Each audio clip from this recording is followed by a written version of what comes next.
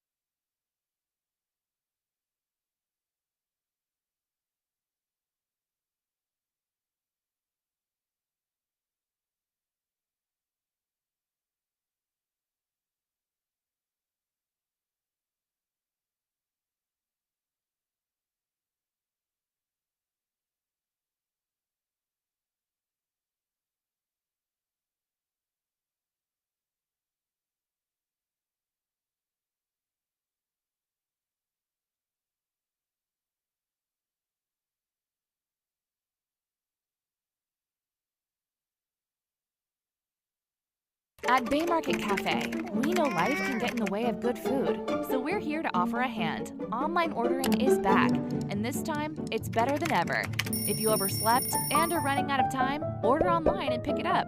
Raining? Get it delivered. On your way to go there or do that, order and pick it up. Sun scorching? Meeting? Get it delivered. That way, you can spend more time doing this or that with him, her, they, and them. So whether you need your morning coffee, you're craving a red velvet donut, ramen, a lamb burger, or a falafel pita, order the food you love and skip the line. Pick it up or have it delivered. That's Bay Market Online.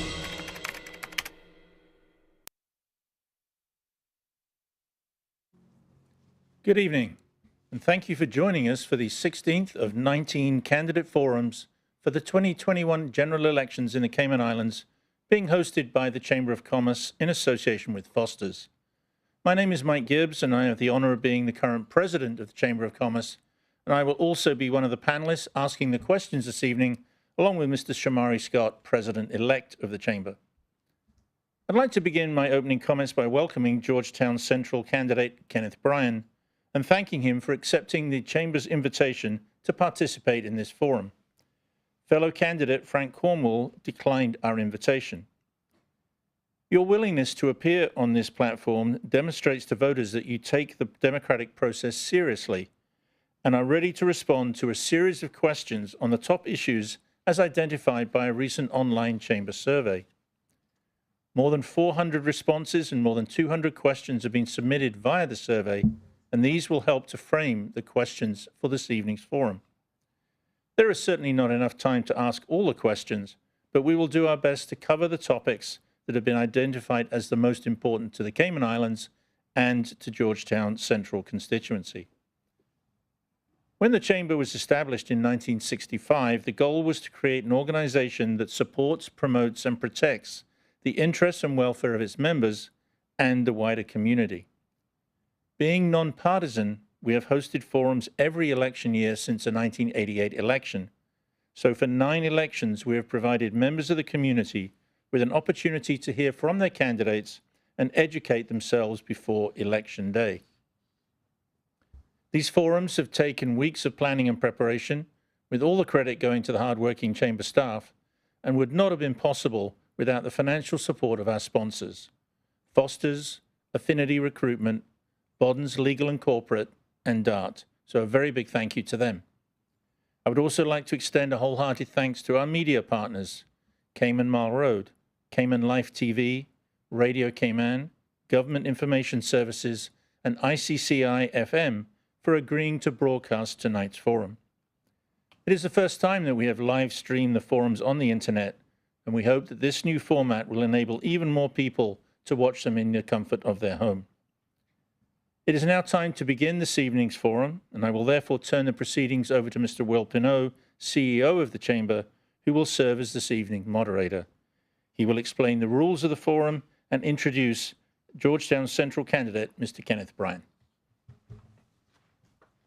Good evening, Mr. Bryan. Right. Good evening. So, rules for tonight's forum are as follows. You'll be asked a series of questions, and you'll have 2 minutes to respond to each question if you choose to do so. And at the conclusion of the forum, you'll be allowed 2.5 minutes to deliver a closing statement. So now I'm going to provide the viewers and listeners with a brief biography. Mr. Kenneth Bryan was born in 1980 at the Georgetown Hospital in Grand Cayman. A committed family man, Mr. Bryan has been married to his wife for 12 years, and they have 2 daughters. He has a degree in business administration from the University College of the Cayman Islands. He is also certified as a backpack journalist by the Poynter Institute of Media in Tampa. He also has experience as a civil servant, having entered the workforce as a fire officer in 1997. He was first elected to the Legislative Assembly, now Parliament, in 2017 when he ran as an independent candidate in Georgetown Central and has proudly represented that constituency since then. He is also a member of the Commonwealth Parliamentary Association and participated in many conferences around the world, including being a proponent of taking action to address climate change. Mr. Bryan also served as a member of the Cayman Islands Youth Parliament Committee.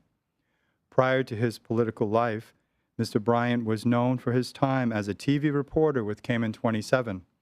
He also served as a political assistant to the Premier of the Cayman Islands from 2013 to 2015. He was also the founder of the Grasp Your Future voting registration drive in 2013 that helped register over 1,000 young people to participate in the electoral process. In his free time, Mr. Bryan speaks with at-risk youth in various schools, most notably with the Boys to Men program.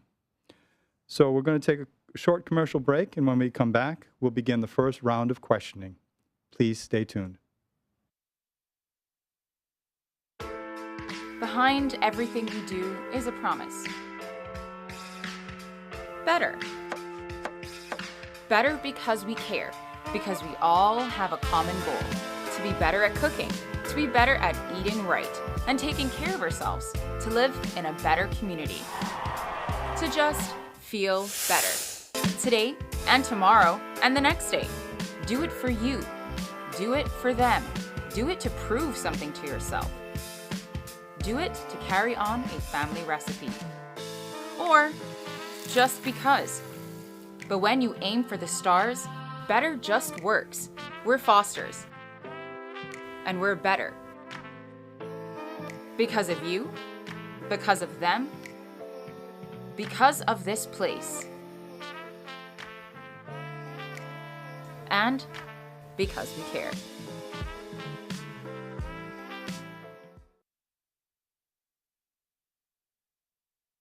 Welcome back to the Chamber of Commerce Candidates Forum for Georgetown Central. I'll now turn it over for the first round of questions to President Mike Gibbs. Thank you, Will, and good evening once again, Mr. Bryan. Good evening. First question really focuses on why you are running. And so you have decided to seek re-election. So the question is, why have you decided to do so? And what skills do you possess that make you the candidate of choice for Georgetown Central? Thank you, Mr. Gibbs and Mr. Scott and Mr. Wilpenu for being here. Good evening, everyone, and the voters of Georgetown Central. I want to thank the Chamber for hosting this evening's event and debate, but I do intend to address my first question in my closing remarks to give me an opportunity to address a very important matter. This debate was an essential part of the democratic process. It gives the voters an opportunity to make an assessment of the choice by way of comparison of myself and my opponent.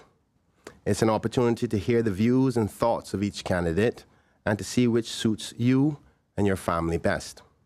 During these debates, we learn so much about each candidate, like their ability to articulate a position on important matters, see their knowledge base and understanding on issues that are important to you, the voters, also their ability to handle difficult situations when under pressure. These little things are essential for you as voters to make an informed and accurate decision as to who you should choose to be your voice and your choice in Parliament. Unfortunately, my opponent has taken away that opportunity from you by not showing up here tonight and to previous debates. I believe for that reason alone, it shows that he does not deserve your vote. When my opponent and I were nominated for the seat of Georgetown Central, it is like we applied for a very important job, and tonight is the interview for that job. I believe it is very presumptuous of him to believe that he's deserving of your vote by not showing up for the interview for the job that he applied. The question that needs to be asked is, what message is he sending to our young people out there who are seeking employment today? He should be setting a better example for those he seeks to represent. This lack of respect for the voters of this country has become a trademark of the team upon which my opponent is a part of. And my concerns grow even more tonight, as I believe that attitude will carry forward into the next administration if my opponent and his associates are the ruling members of the next government. Thank you, Mr. Bryan. Thank you. Mr. Bryan, this is the second question, and just to let you know, you're not allowed to rebut tonight, okay? Okay, I'll try my best not to, Frank. This has to do with national issues. Mr. Bryan, what have you identified as the top 2 or 3 national issues that you will seek to address during the 4 years if elected? Well, there are different issues, long-term ones and short-term ones, because I think you have to separate the two. In the long term, the biggest focuses are stuff like traffic, cost of living, healthcare, cost reduction, which is part of cost of living, but also I would like to establish a center for the elderly, for those who are not in a position to afford care at home. I think that's a growing number across the island that a lot of people are not paying attention to. But in the short term, I think, which is probably one of the most important topics of this campaign, is a code of conduct in Parliament. I think at the very first sitting of the House, we should establish what that is, so there's no questions as to how to perform and be as members of parliament moving forward, and we know what the repercussions would be if said events that has happened in the past will happen again. Also, I think another thing we can do in the short term is district councils. I think we need to make the necessary amendments to the legislation that is prepared to be implemented, because it gives the opportunity for the voters to have direct connection with their representatives to help with the democratic process. Also, helping with the NAU. I think the NAU is an essential department right now in these pandemic times. There's so many people in need, but they're understaffed tremendously.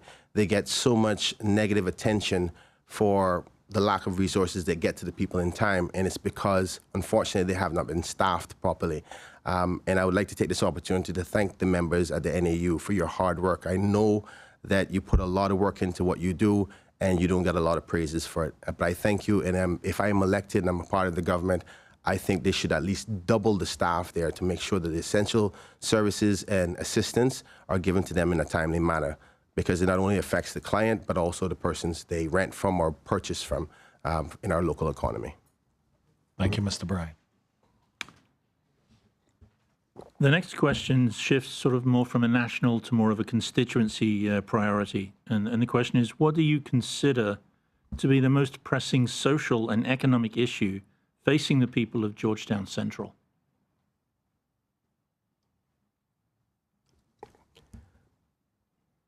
I think that most people that I speak to feel that they're being taken advantage of in their own country. They don't feel like they're respected in their own land. They feel like somebody else is coming and taking over. They feel that pressure by much of the culture and norms that they stand for are being attacked. And much of the legislators out there don't seem to be listening to them. That's some of the things I feel on a social level. In respect to on an economic level, housing, I would probably say, is the number one issue, because people don't feel that they can be a part of the Cayman dream. Next to that, probably unemployment and underemployment in respect to the economic part of things. Besides that, I think most people in Georgetown Central believe that we're still a wonderful place, but they feel like they're losing out on the Cayman dream. And we just have to make the necessary changes to put Cayman first. Thank you. Mr. Bryan, this is the fourth question for this round, and it has to do with the future of Georgetown Central. Georgetown Central includes a diverse range of commercial, residential, and industrial activities. What is your view about the ongoing and future development of this area? Georgetown Central is the district of the Cayman Islands. So we were not the first district, our first capital, but the second capital, and much where most of our development has started. So our development plans are kind of ad hoc. We just kept on adding. And there was not much plans around the community, surrounding communities that are close by to much of the high-rise buildings. I think we have to make an assessment of exactly where we want to go with our capital, and then have that frank conversation with the residents and families within the area, because we can't just presume that you're just going to continue building around them and slowly pressure them out of the way. And that's how they feel right now. Now, development is essential, and it's going to happen, and it's inevitable. I think the best way to plan from that is to discuss with those people who will be affected by it, to say, listen, this is the long-term vision of our country with our growth. Where you live may be affected by this development. How do you think the government can help assist you with merging with that kind of development? Also, is there ways that you can benefit from it, whether it's they want to build development there themselves, or can we infuse urban housing in residential areas within the city capital? The most important thing about the development of our Georgetown Central is the inclusion of the people that are affected by it in the discussion of where we're going. And in most cases, that's the problem, no matter what we're talking about, is, listen, everybody knows yesterday is a different day than it is today, and tomorrow is going to be a different day than it is today. If you just include the people in the discussion, we can find compromise that is suitable for everybody so we can live in harmony. Thank you, Mr. Bryan. Okay, for the last question in this first round, you've already touched on some of this already, Mr. Bryant. The subject is affordable housing. The question is, do you believe there is adequate affordable housing in Georgetown Central? If not, what ideas or plans would you seek to introduce to assist the constituency? The simple answer is no, there's not enough affordable housing. And I think the obvious focus and reason for that is the cost of having housing in the central part of Georgetown. We heard that recently the average home for 3-bedroom is like almost $500,000. In central Georgetown, it's probably over $1 million. And many of the landowners in Georgetown Central who still live there are persons who would not be able to afford to develop those types of situations and would not probably use the land for housing development unless it's going up. I don't see, we have not started to take the attitude of building upwards yet. I think it's something we have to encourage and look at, because the more we build out, the more of our green space that we lose. But I think that we're going to have to focus on the outside of the capital for housing and start to zone those locations off from now. But I do agree that we have to focus on more affordable housing. Some of the strategies for that, I believe, is prefab homes that come inexpensive. And there's prefab homes available now across the world that are hurricane rated over Cat 5. We also have to start thinking about the long-term affordable housing, because my great-grandchildren, I want them to know they can still buy a piece of Cayman. So I would like to see, if I'm a part of a government, to find locations that are not developed, maybe landlocked areas and large parcels, government buy them, and if they want to, eventually they can gazette roads through it and open it up and brings up the value, and then sell it back to Caymanian homeowners. First-time Cayman homeowners can sell it at a reduced price, at concessionary prices, where it becomes cheaper for a Caymanian to own a piece of their own home, but specifically only for Caymanians, not for investment purposes. You can't just buy it and put it aside. You buy it to build your home. So that's a way of protecting it and bringing down the cost of housing so it's more affordable for everyone. Thank you. Well, we've gone through the first round of questions. When we come back, we'll begin the second round. Please stay tuned. We'll be back right after this short commercial break. Feed the family for less with Foster's Pick 5. Choose from a range of meats including chicken thighs, pork chops, ground meats, beef stir-fry, sirloin steaks, and more, and only pay $19.99 for any 5-packs. The meat is always fresh and never previously frozen. It's the perfect way to stock up for the week. That's dinner sorted. Look out for Pick 5 in the meat department at all Foster's supermarket locations. Foster's, better value because we care.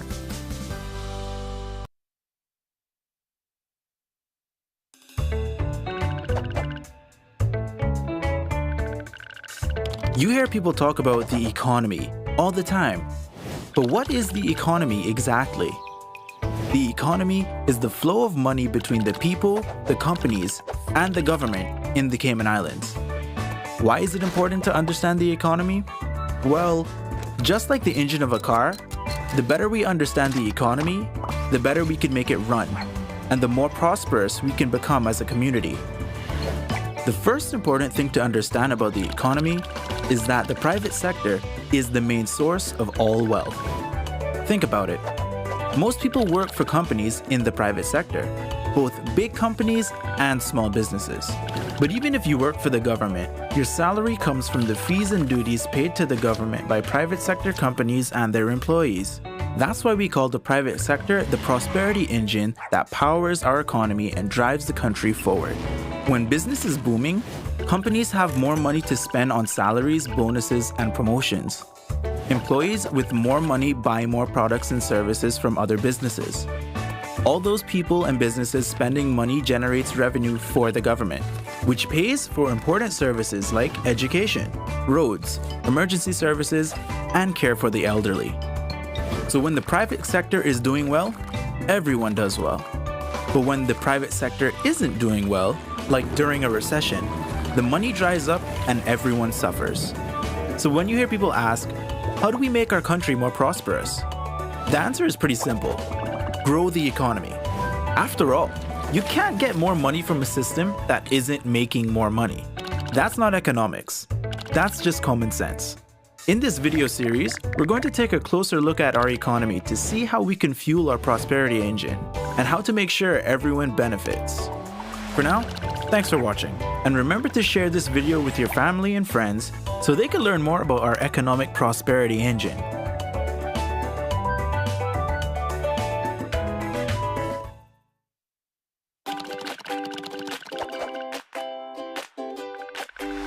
Here in the Cayman Islands, the private sector is the prosperity engine that drives the country forward. Just like a real engine. The better we understand how it works, the better we can make it run, and the better off we'll be. To help illustrate how our economy works, let's take a step back in time to when there were only a few thousand people living in Cayman. In those days, most people survived by fishing or farming for food. It was a simple, wholesome life, but it was a lot of hard work. Most people bought what they needed from their neighbors. As people bought and sold things, their individual wealth went up or down, but the overall wealth of the country stayed the same. In a simple economy like this, the only way one person could increase their wealth was by reducing someone else's. In order to increase the overall wealth of the country, one of our Caymanian ancestors would have to sell something, a product or service, to someone somewhere else, and bring that money back home. In other words, we would have to export something. In those days, our biggest export was labor.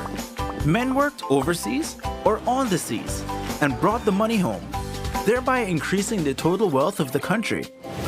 Although the economy is much bigger and more complex today, these same principles still apply. Every time a company in Cayman sells a product or service to a customer overseas, the overall wealth of the country increases. Once it's here, it flows around the local economy between the government, the people, and the companies and becomes a part of our society's wealth. The two biggest sources of income for our economy today are financial services and tourism, often called the pillars of our economy. Tourists come here and spend their money. So all of the tourism companies like hotels, restaurants, buses, Stingray City Tours that make sure our visitors have a great time are helping to increase the wealth of our country. Just like tourists, clients of financial services firms come here and spend money too. So all of our financial service companies like insurance companies, fund administrators, lawyers, and accountants that facilitate investment transactions for people and companies around the world bring money into the economy and increase the overall wealth. The point is, if we want to increase the prosperity of our country, the best way to do that, in fact, the only way to do that, is to grow the private sector. In particular, the companies at the front lines that bring the wealth here from overseas in the first place. In the next video, we'll talk a little about how money moves around the economy. For now, thanks for watching, and remember to share this video with your family and friends so they can learn more about our economic prosperity engine.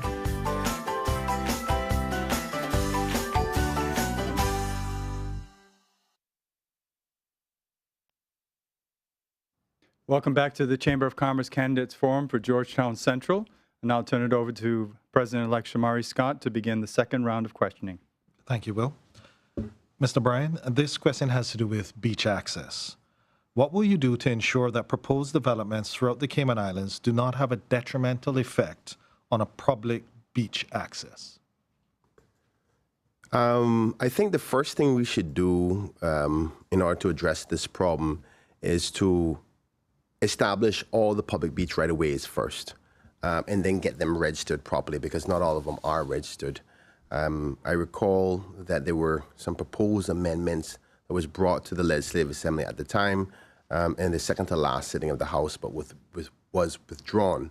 I believe that those should be, whichever government it is that is next form, should be brought back in, brought back to the first sitting of the House, because there were some strong amendments in there that would give some protections to those right-of-ways. I would encourage stronger protections and amendments to those pieces of legislation. But more importantly, we have to work with developers in around Cayman, because this is a very sensitive topic. It's the heart of who we are. We're Caribbean people. We love the beach. That's who we are. We're like little fish on land. but we understand the development of our Caribbean island, and the most attractive thing is the beach. But how do we merge the worlds? I think that the DART group did a very good job with Cayman Sea Fire, where they did setbacks, not too close to the beach, where there's still accessible points for you to get to the beach. I think that if we move forward with that type of approach, working with developers to say, listen, how do we merge our communities with our tourism model, then we can resolve that problem. We got to remember, we're going to be here together until the Lord comes. And I know that it's more beneficial for a peaceful community in respect to what they know as their rights than having the differences between a developer and the members of the community. So I think we're mature enough of that, and we live in a harmonious society that we can find that perfect balance while still supporting sustainable development. Thank you, Mr. Bryan. Changing topics, Mr. Bryan, the area of civil partnerships. And the question is, what are your views on the recently enacted Civil Partnership Act? This topic is a very sensitive one for my community. As we all know, we come from a Christian background, but I am happy that the act has been implemented by the governor, because I think it does allow for the rights of persons who are heterosexual or homosexual to be in a partnership but not be defined as marriage. Wasn't happy that it had to get to that point the way it did, and I think that was mainly due to the lack of consultation and discussion with the public. I'm happy that the governor himself made the necessary amendments. Not all of them were accepted by the community, but necessary amendments to make sure to ensure that marriage is still protected under our Constitution and under our Christian faith. This topic is kind of like a cut. Every time we ask a question about it, we don't give it a chance to heal. I am happy that we're still seeming to go forward together in harmony, regardless of the differences. And I'm just happy that all rights are now in place and everybody has access to that. And I think that we're going to get through this just fine, loving each other. Okay, thank you. Mr. Bryan, this question has to do with a hot topic that has seemed to be on the agenda for probably the last decade, if not more, that being education. What is your vision for a successful education system in Cayman? What does it look like? What steps can we take to get there? How will that success be measured? Thank you, Shamari, for the question. I recall another chamber debate where another candidate from a different constituency said that, you know, this continues to be the topic over and over and over again. And I had to sit there and say, I agree so much. There's different types of systems in education across the world. The American model, the European model, the Caribbean model, the Swiss model. I think all of them can work. All of them have its disadvantages and advantages. I don't fundamentally think that majority of the problem is with the curriculum. I think that much of the school issues that we have are more to do at home, outside the school, not inside the school. Yes, there's tweaks that we can do from within the school itself, but I believe where much of the issues are coming from is not having our children prepared to accept the information and the education that is necessary to become a strong, active citizen when they get older. And that's because of the pressures and burdens that parents have to go through. I think most of us in this room are parents. We know how difficult that can be. Compile that with potentially being a single parent, compile that with only making $6 an hour, compile that with the cost of living. The pressures of that and trying to survive through that, but still give quality time to molding the most important commodity that we have, which is our future and our kids, it becomes difficult. So the stresses at home, I think, are coming into our school system. So what I think is the best way to solve this problem is help families be better at parenting. We got to be able to get them home on time so they can spend quality time with their kids, to be able to do homework with them. For those who are not very good and strong with their educational background, offer after-school programs free of cost where they can help them with their homework. You know the old saying, it takes a village to raise a family. Right now, we are trying to ask a half a person to raise a kid. It's not going to work. The pressures of the system is just too much, and we got to help families, then we can help the education system. Thank you, Mr. Bryan. Question 9, Mr. Bryant, is focusing on the political sort of scene. It says, many candidates in this year's election have identified themselves as independent. If elected, would you be prepared to join a coalition group or party? And which ministry or position in the new government would you want to fill based on your skills and qualifications? Thank you, Mr. Gibbs.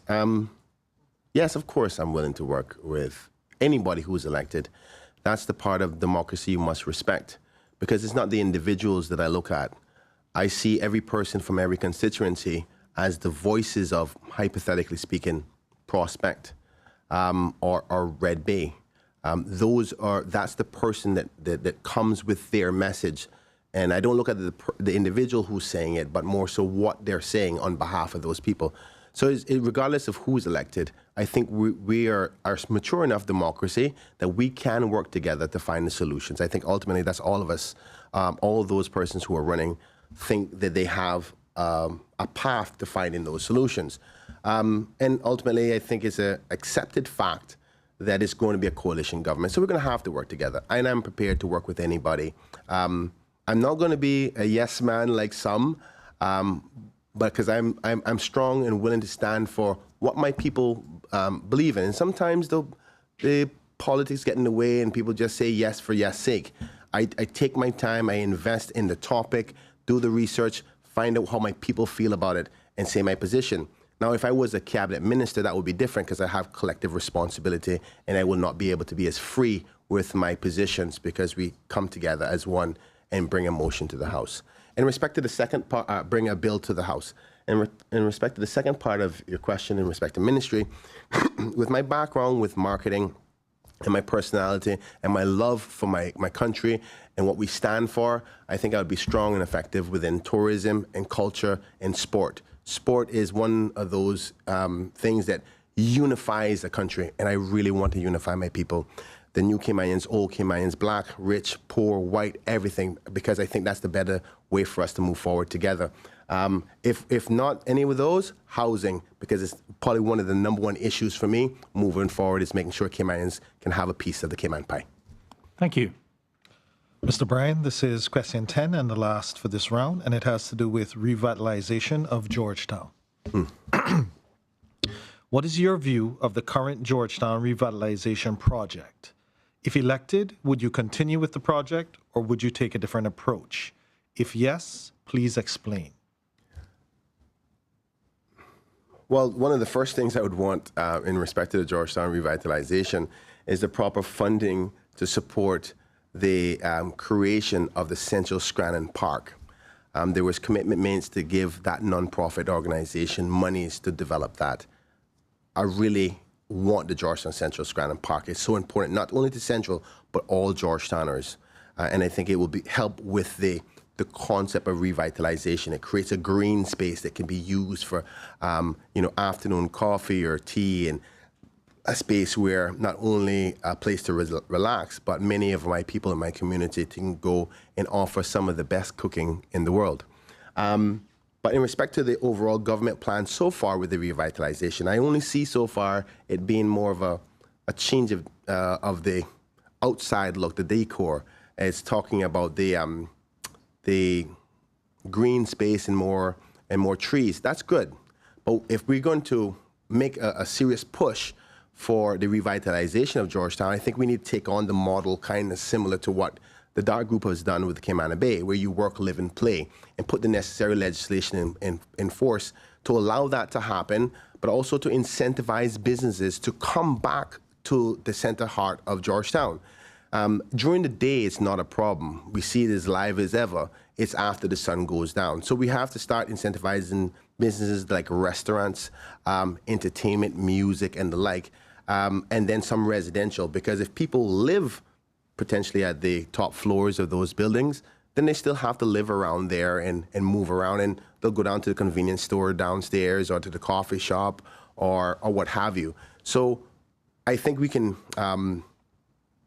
duplicate what Cayman Bay has done. We don't have DART money, but we have incentives and we have a wonderful ocean view that's like no other. Perfect. Thank you, Mr. Bryan. Second round of questions are done. So please stay tuned. We'll be back with the third round right after this message.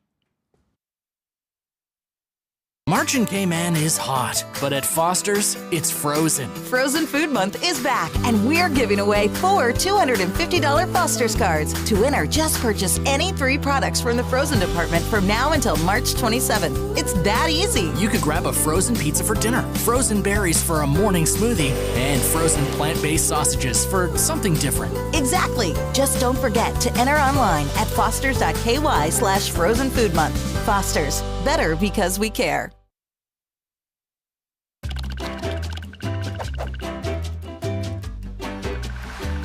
In the last episode, we learned about the important role of companies here in Cayman that do business with overseas customers and generate new wealth for the Cayman Islands economy. But what about all the other companies in the Cayman Islands? How do they fit into our prosperity engine? Every business in the Cayman Islands falls into one of 3 groups, or tiers. Each tier plays a critical role in our economy. The first tier is made up of all the companies that do business with overseas customers and bring money into our economy. Companies in this tier are like the gas tank of our economic prosperity engine. The more we have in the tank, the farther we can go. Although most well-known companies in this tier are in financial services like Butterfield Bank or tourism like the Ritz-Carlton, there are many other well-known Tier 1 companies doing business with overseas customers, like Unit Registry, Health City, and all of the companies in Cayman Enterprise City. The second tier of the economy is all the companies that do business with other local companies, like IT and marketing consultants, or companies that sell supplies to bars and restaurants. These companies are also very important because without them, the companies they supply would need to buy their goods and services from overseas. So while companies in Tier 1 bring money into our economy, companies in Tier 2 help keep it here.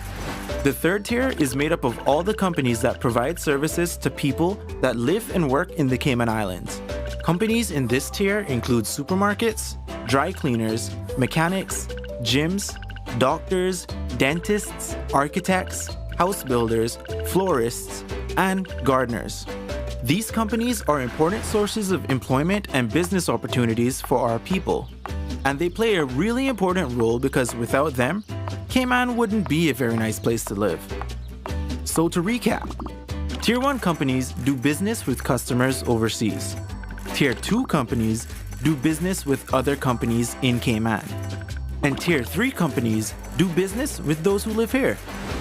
Every company and self-employed contractor in the Cayman Islands falls into one of these 3 tiers, and they all play an important role in making our nation prosperous, helping bring money into our country, improve our economy, and creating jobs.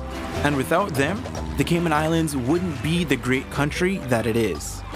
Thanks for watching, and remember to share this on social media so we can all help fuel the economic prosperity engine.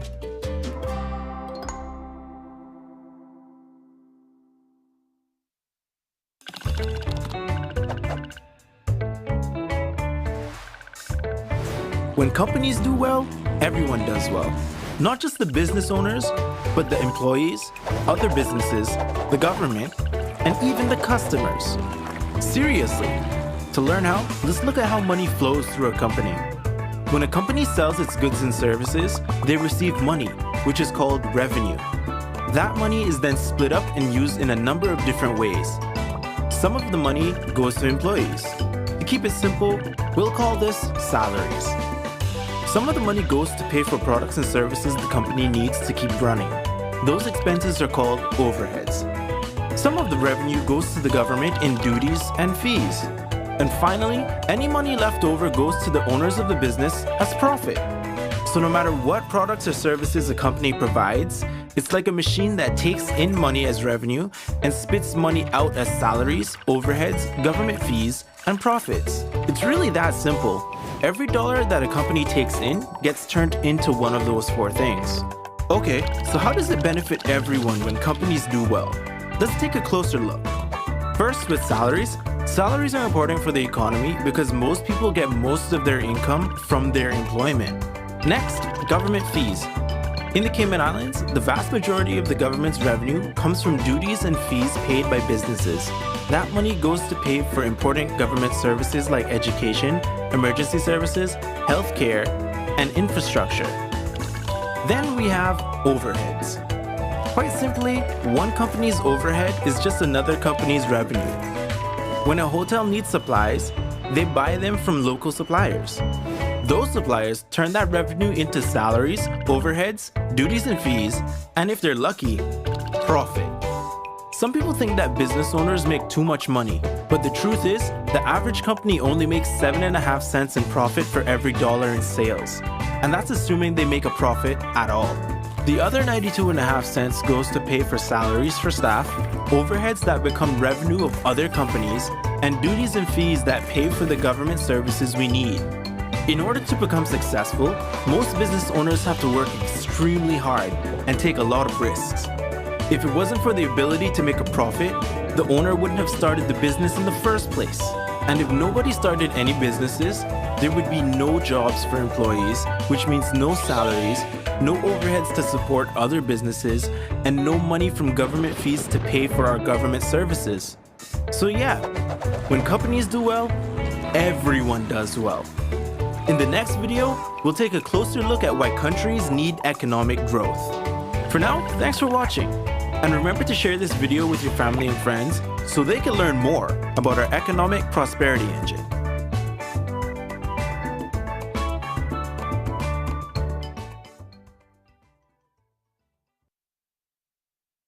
Welcome back to the Chamber of Commerce Candidates Forum for Georgetown Central. I'll turn it over to President Mike Gibbs for the third round of questions. Thank you, Will. This question focuses on health insurance costs, Mr. Bryan. And the question is, health insurance premiums continue to increase annually for many businesses and especially for persons who reach retirement age. What improvements, if any, would you propose to make health insurance more affordable for businesses and retirees? Thank you, Mr. Gibbs, for the question. The current model that we offer healthcare services in the Cayman Islands is obviously one that is not working perfectly. The cost of healthcare is through the roof. As I did my research as to what options, I see that there's some negatives with changing those options as well. We can go to a model quite like the UK or Canada, but then you have the knock-on effects that the quality service is not as great and you have longer time to wait and so forth. So the question is, what do we want, as in the type of model of marketing, of services that we're going to offer to our people? Not only focusing on the cost. The cost is an important factor, but if we remodel the structure upon which we have to bring the prices down, there's a potential chance of bringing down the quality as well. I think what we have to do as the next administration will be is to do a holistic review of the healthcare services industry, including all players and partners in it. I don't think we've had one since 2016, 17, around that area, but a lot has changed since then. We've had more hospitals added to it. There's currently now 250 persons per doctor. Is that ratio good enough for hospitals to make money and still offer a reasonable price? There's things like the schedule, the pricing schedule for services that are offered. I know that hasn't been reviewed for a while, and that's the price upon which insurance companies stick to in respect to giving you your rates. Can we re-examine that and bring that down to potentially bring down the insurance cost? There's a number of factors that we can look at, but we can't make any decisions until we review all elements of it and see what is bringing the cost up. And I intend to be a part of a government that will do that as soon as we're elected. Thank you. Mr. Bryan, this question has to do with youth matters. What do you regard as the top 2 issues facing our youth of today, and how do you intend to address these concerns? Well, it depends on which youth you're talking about, because I find young people who just left school to be still youth, and then you have kids who are in school. I'll just try to answer both of them. I see that people who have just left school, one of the biggest issues for them is employment and opportunities. Not enough businesses are taking a chance in them and focusing on the fact that they don't have the experience. We, as a business community, have to give them the chance to prove themselves. They don't become, a part of the society unless we do that. If you don't get a child coming out of school within the first year and a half, 2 years, they start to be less focused, and the chances of them getting a job after that start to decrease tremendously. Also, they don't feel like they're being listened to. The issues that affect young people are not being recognized. The important factors like environment, about equality, is just like a side issue. I'm glad that we're being forced to focus on it now because it's political season, but we need to listen to them. I would like to see a National Youth Council constitutionally put in place. And that's one of the changes I will recommend to the Constitution, to have that, where they have to be listened to every single year, whether it be by reports or what have you. The other part of your question was, or the other area I think would be within the schools. Now, this is probably the most disappointing thing for me, but in our schools, I'm embarrassed by the fights and the bullying and the drugs that is there. We have to control that. We can't have children going to school in fear. If we want them to perform, they're supposed to be going there to accept the information, to be prepared for life, and get the tools necessary to succeed when they get older. But yet they're having to deal with all of these other distractions and fears. Can you imagine a child trying to learn and get good grades, worrying if somebody's going to beat them up or if they're going to be around marijuana? We have to change that. So in school, if we focus on that, then we'll be dealing with some of the biggest issues for young people in school. Thank you, Mr. Bryan. From our chamber survey, Mr. Bryan, we asked respondents to give specific constituency-focused questions, and this one was, what are your plans to improve the living conditions of the persons residing in the Georgetown Central community? Oh, this one should be reasonably easy. I think we should have more routine garbage collections. I don't think they pick up the garbage enough.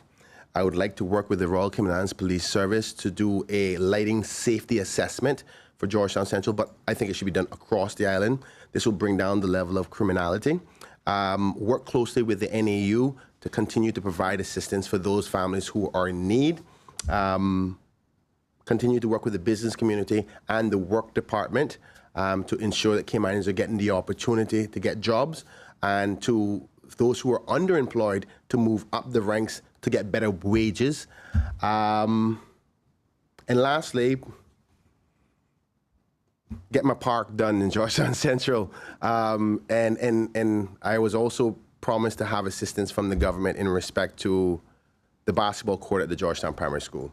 I am a basketball person. It was one thing that kept me out of the little trouble that I was out of. So I think if you have positive things around the community, it keeps our kids active and away from the dangers of life that is there while you're going through that very important molding time of their life, that from birth to 18. So if we get those things, I think Georgetown Central community can be vibrant as it has always been, but more productive for our community and our families. Thank you. Mr. Bryan, I heard you talking about basketball. I want to let you know I can still beat you on one-on-one.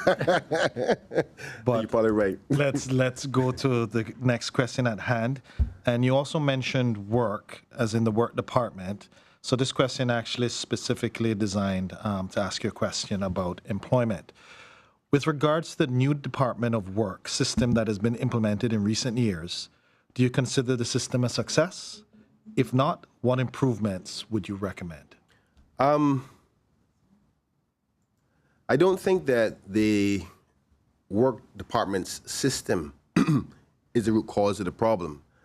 I think other systems, no matter what system you put in, there's some other problems that are happening that's causing lack of opportunities for Caymanians. And this has to do with the supply and demand of labor. I think we're a little bit too loose when it comes to accessibility to outside labor when we have Caymanians available to do the job. I know this may not be a very popular thing, but I think it's the responsibility for those who have employment opportunities to do their part to invest in Caymanians. Because in the long term, if you don't, it will affect you negatively. I don't think there's enough people who are taking the chance on our young people. Granted, I understand there is a percentage of people who are messing up. And then the government's job is to make sure to continue to incentivize them and work with them, train them, and prepare them, and then send them back out to you for you to hire them. But I find that too many people are giving up too quickly. And the reason why they're giving up so quickly is because by a snap of a finger, you can go to the work permit board and get one, and get somebody who's cheaper, probably more qualified, and if you know the right person, they'll get approved. That's supply and demand. We have to tighten the demand and incentivize the business community, which the business community is having it hard already in this pandemic, so it's a hard time to do it. But if we have to incentivize them to say, listen, work with our people, give them the opportunity. If you're saying that experience is the problem, give them the experience they need. That's what we used to do. And Caymanians became very successful when the Cayman Protection Board was there. So if it worked once before, it can work it again. But I would be a part of a government who is willing to work with the business community to find the best balance. But we have to do this, otherwise it's going to hurt us in the long run. Thank you, Mr. Bryan. Okay, I have the pleasure of doing the last question in this particular round, round 3. And this focuses on economic diversification. Financial services continues to come under external pressures, and tourism may never return to the levels before the pandemic, certainly when you look at including cruise tourism. So the question is, what are your views about diversifying the economy, and which areas would you support and encourage? First thing I would say is that we have to send a message to the world that we are open for business if we want to diversify our economy. There's many different things that can be offered if they know about it. As long as it's an industry that Caymanians can succeed in and works well with the development, the sustainable development of Cayman and its people, we should be welcome into that. More brains in the room, the better solutions that we find. But just off the top of my head, some things I think we should have thought about was medical research. When the pandemic came, I thought to myself, oh my goodness, if they had only listened to Dr. Steve Thomason when he asked for medical research and our safe bubble here, what if we found the vaccine and the government just charged 50 cents on every vaccine? Every Caymanian could have had a home and could have had a pension to keep them alive for 100 years. So that's something we can look into. That's gone, but it's in industry. Something else like the film industry. The fact that we're in a bubble in a safe zone would have been perfect. There's so many producers and directors who want to still do their filming and get ready for when the economy opens up, but they got nowhere to film because everybody outside is under a pandemic. The other part I think we should take advantage of is our natural North Sound Harbor, North Sound Cove, where I heard many moons ago where there was suggestions to do farming of sea life like conchs and lobsters. I don't know why that didn't happen. That was a wonderful idea. And we can export other things like local farming. I think we should do that, but because of the land mass, I think it would be more of a local economy rather than an export. But ultimately, let's open it up and tell the world we're willing to try new things. As long as Caymanians are the beneficiaries of it, and it's sustainable, and it works well with the Cayman model. And then we should definitely find some. Thank you. 3 rounds of questioning done. Final round after this short commercial break. Please stay tuned. At Bay Market Cafe, we know life can get in the way of good food, so we're here to offer a hand. Online ordering is back, and this time, it's better than ever. If you overslept and are running out of time, order online and pick it up. Raining? Get it delivered. On your way to go there or do that, order and pick it up. Sun scorching? Meeting? Get it delivered. That way, you can spend more time doing this or that with him, her, they, and them. So whether you need your morning coffee, you're craving a red velvet donut, ramen, a lamb burger, or a falafel pita, order the food you love and skip the line. Pick it up or have it delivered. That's Bay Market Online.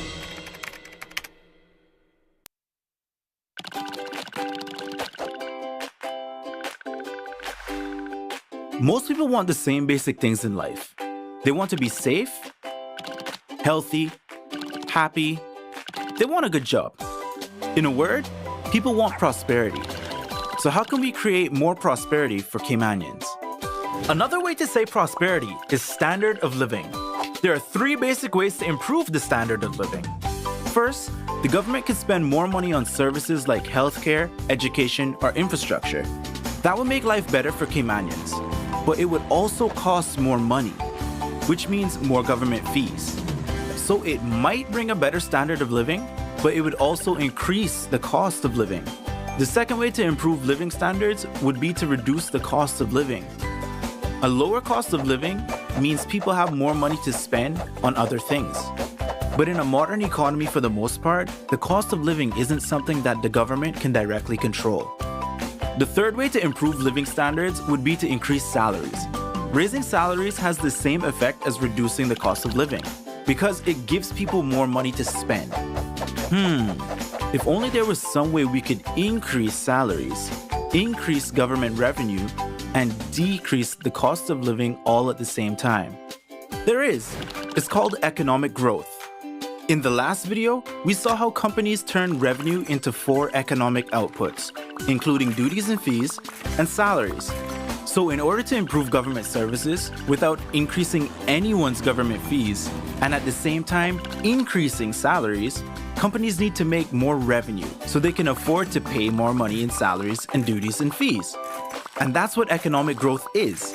Companies making more revenue and turning it into more money in salaries, overheads, government fees, and profits. But wait, what about the cost of living? Is there a way economic growth can reduce the cost of living? Yes. Have you ever wondered why most things cost so much less in the United States? That's because companies there sell a much greater quantity and could therefore afford to make less on each individual sale. Economists call this economies of scale. The fact that a growing economy raises living standards and creates prosperity is one of the few things that all economists agree on. It's what people mean when they say, a rising tide lifts all boats. In the next episode, we'll start looking at how we could help the economy grow. For now, thanks for watching. And remember to share this video with your family and friends so that they can learn more about our economic prosperity engine.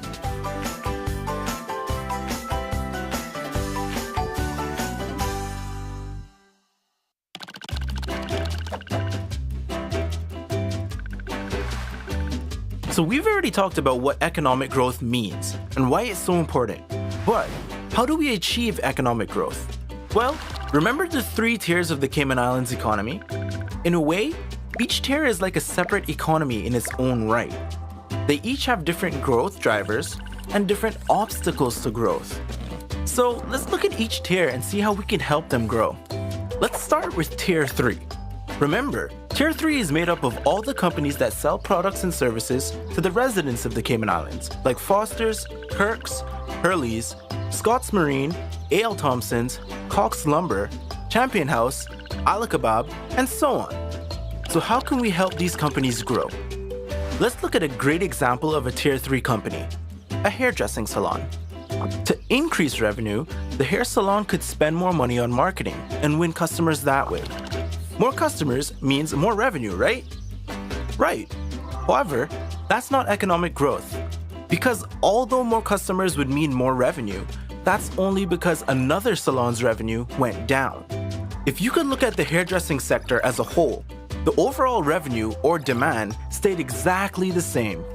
Even if an entrepreneur came along and opened a new salon, that wouldn't be economic growth either. Because, again, demand for hairdressing hasn't changed. That doesn't mean having more salons is a bad thing, but it's not economic growth. So the question is really, what would have to happen to increase demand for hairdressing? Well, 2 things. First, disposable incomes could go up. Disposable income is what people have left over after they've paid for important things like housing and food. When disposable income goes up, people have more money to spend on things like hairdressing. When disposable income goes down, like during a recession, people look for ways to cut back on spending, so they visit hair salons less often. And what could cause disposable income to increase? You guessed it, economic growth. The second way to increase demand would be to increase the population. More people means more customers buying more products and services from Tier 3 businesses like hairdressers. So in that way, population growth actually helps our Tier 3 businesses. Now, not everyone agrees that population growth is a good thing, and that's fine. But because population growth is both a cause and result of economic growth, trying to grow the economy without growing the population is like standing in a bucket and trying to lift yourself up by the handle. It's not gonna get you anywhere. In the next video, we'll look at how Tier 2 companies fit into the economy and how to help them grow. For now, thanks for watching. And remember to share this video with your family and friends so they can learn more about our economic prosperity engine.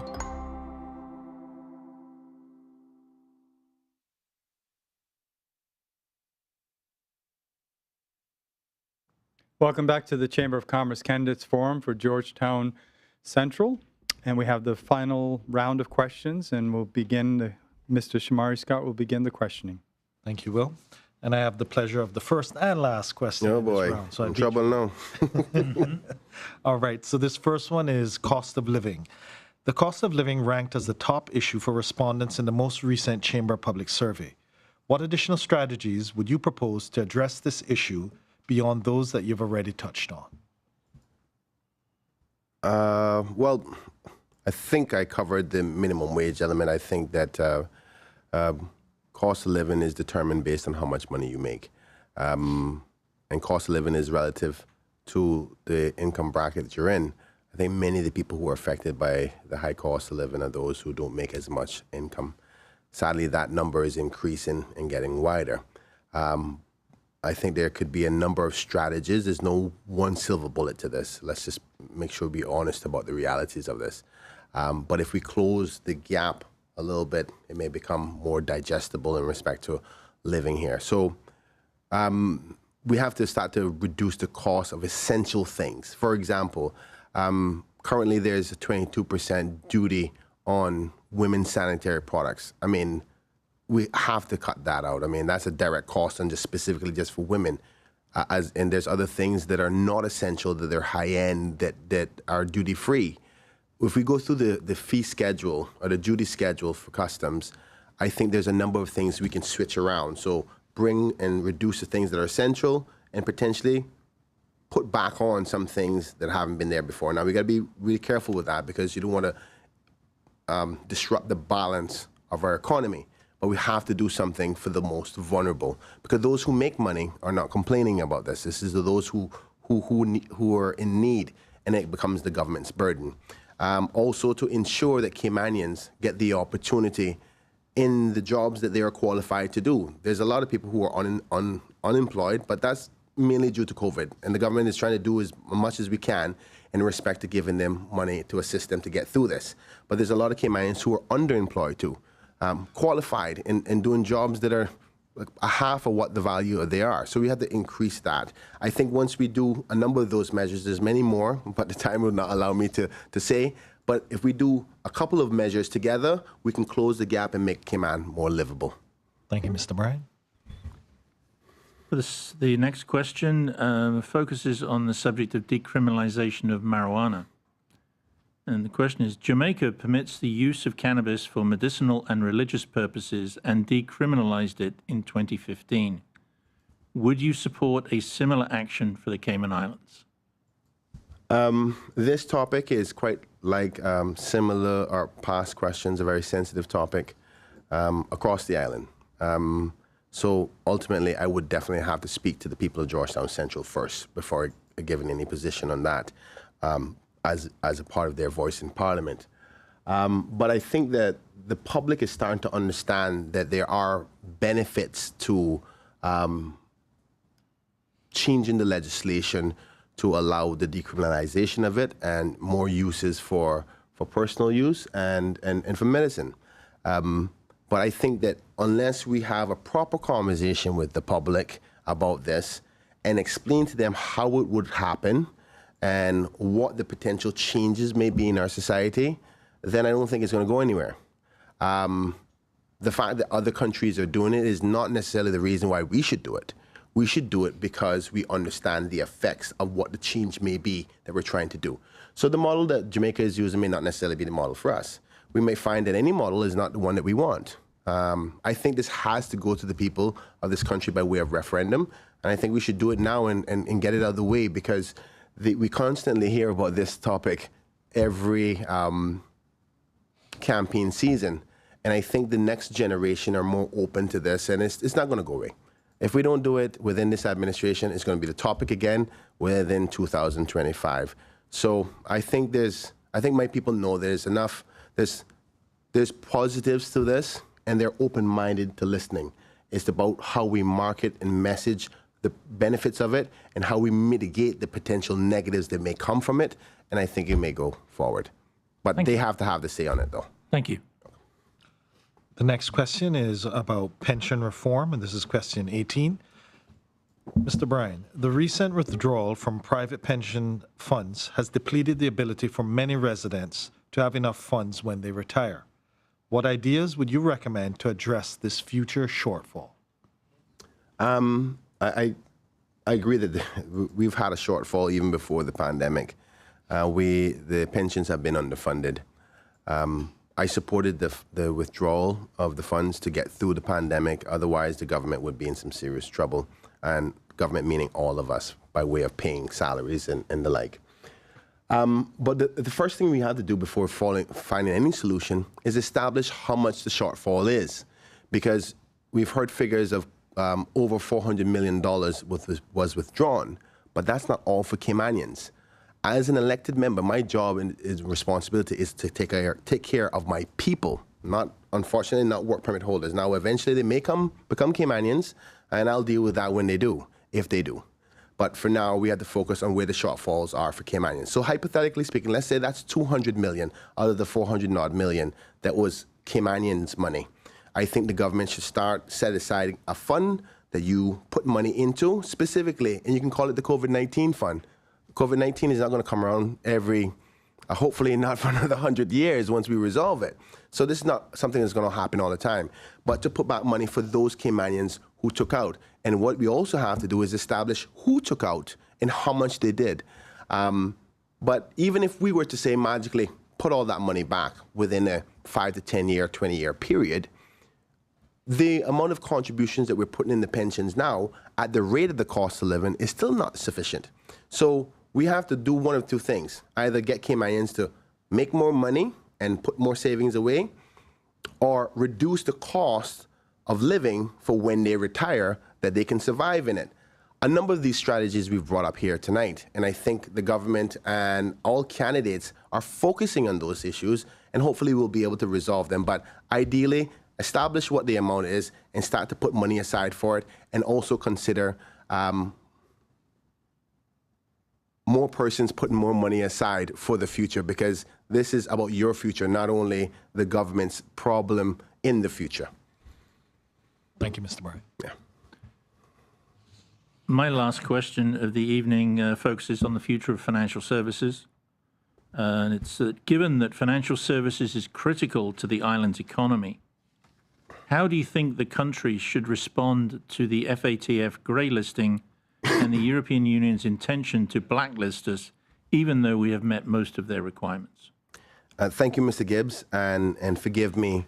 Financial services is not my background, so I did prepare for this question to have a properly informed answer.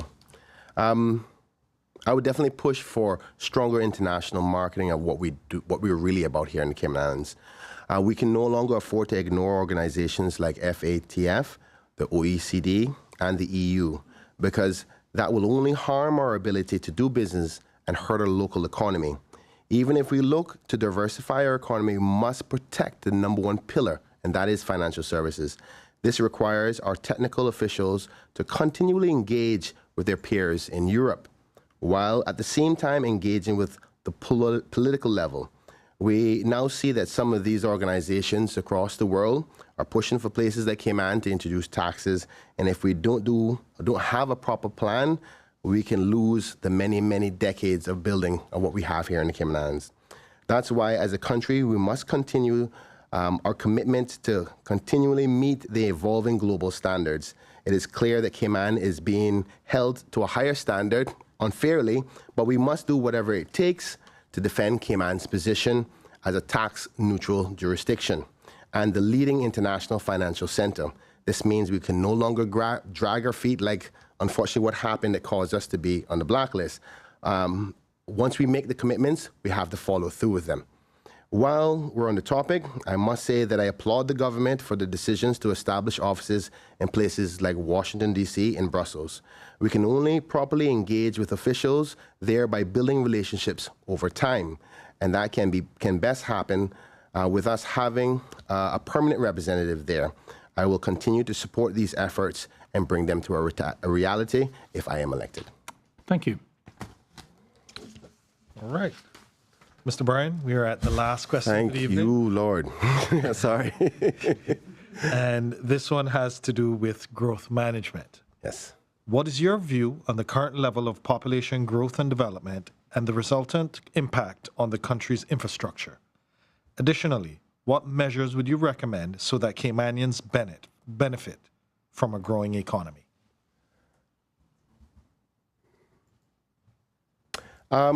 Well, this is a bit of a loaded question because there's so many issues within this question. One thing I want to say is I think that we're going at a rate that is not comfortable for most people. There's too many people getting lost in the shuffle, particularly Caymanians. I mean, my job is to protect Caymanians, to make sure everybody that lives here is okay, but to protect Caymanians and their lives. And unfortunately, at the growth rate that we're going at, it doesn't seem like that is working. And the cries of the people are saying that. I know that growth is good, but how fast you grow should be determined on how much benefit each Caymanian as a whole are benefiting from this growth. Because we can get to 100,000 people within the next 5 years and every Caymanian still be poor and broke. But that's not what we're doing, right? So we have to make sure that we decide as a country, where do we want to go? What does that look like? And how do we want to get there? Once we establish that on a holistic scale, then we can determine what rate we're going to go at. Because if we go 50 miles an hour, but every Caymanian is doing well and they're making good living and their kids are doing well in school, then nobody would mind. But if we're going 50 miles an hour and everybody's dropping out of the bus, then we have a problem. So we have to do a better assessment of that. And I think that, not saying that I would slow down things, because development is good. Growth is good, but sustainable growth is more important. And I know that's a buzz phrase now, but it's a real phrase. You have to do it in a way to make sure that it's in the best interest of the Cayman model, protecting the Caymanian dream and belief, because we don't want it just to be another Miami, Florida, or South Beach. That's not what we want. That's not what everybody else came here for. There's a particular brand called Cayman, and we want to grow, we want to succeed, and we want everybody to make money, but we got to make sure we do it in the Caymanian way. Thank you, Mr. Bryan. Got through the 20 questions? Oh, that's the last one? Thank God. That's it. Oh, my. So we're going to take a short commercial break, and when we come back, Mr. Bryan will deliver his closing remarks. Please stay tuned. Behind everything we do is a promise. Better. Better because we care, because we all have a common goal: to be better at cooking, to be better at eating right and taking care of ourselves, to live in a better community, to just feel better. Today and tomorrow and the next day. Do it for you. Do it for them. Do it to prove something to yourself. Do it to carry on a family recipe. Or just because. But when you aim for the stars, better just works. We're Fosters. And we're better.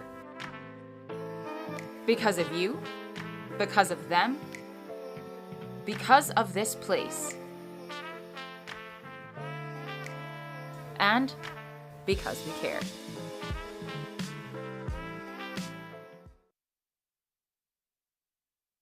Welcome back to the Chamber of Commerce Candidates Forum for Georgetown Central.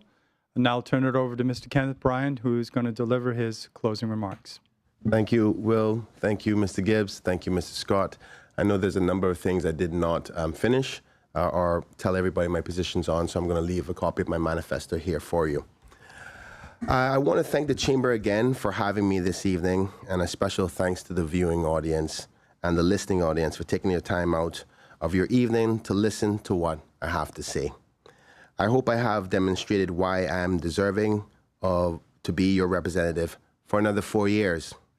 But to go back to the answer of my first question, why I have decided to seek re-election, is because I still believe there's a lot of issues that needs addressing that I can be an assistance with to be able to find a solution as a member of parliament and a member of government. My love and commitment for my country, my community, and my people have not wavered, but have only grown stronger since 2017 when I was first elected. I believe I've proven to the voters of Georgetown Central and the Cayman Islands over the past 4 years that I will always put them first when I use my voice in Parliament. And in respect to the second part of the question, I think it had to do with the skill set. I believe my ability to debate and be a strong advocate in Parliament on important issues that we face is a good skill set to have. I bring a fresh and new approach to representing the people based on the principles of always putting Caymanians first and Cayman. These things added with my educational background in business, marketing, and journalism, I believe have and will continue to help me to be an effective voice for the people that I serve, and that's you, Cayman. So, Georgetown Central, vote number 1 on your ballot, Kenneth Bryan, who will always put Cayman and Caymanians first. God bless you, and thank you, and have a good evening. Well, thank you, Mr. Bryan. And now I'm going to turn it over to the President of the Chamber, Mr. Michael Gibbs, for some closing remarks. Thank you, Will. On behalf of the Chamber Council and staff, I'd like to thank the Georgetown Central candidate, Mr. Kenneth Bryan, for participating in this evening's forum. And I trust that the forum will help the voters in that constituency to determine who to vote for when you go to the polls on April the 14th. I would also like to thank Foster's for their major sponsorship of the Chamber's candidate forums, as well as Affinity Recruitment, Bodden's Legal and Corporate, and DART. If you're interested in viewing more of the Growth Matters video series that have been playing during tonight's commercial breaks, they can be accessed at growthmatters.ky. Please join us Tuesday evening as we welcome Barbara Connolly and Alric Lindsay from Georgetown South. Thank you once again for tuning in. Good night.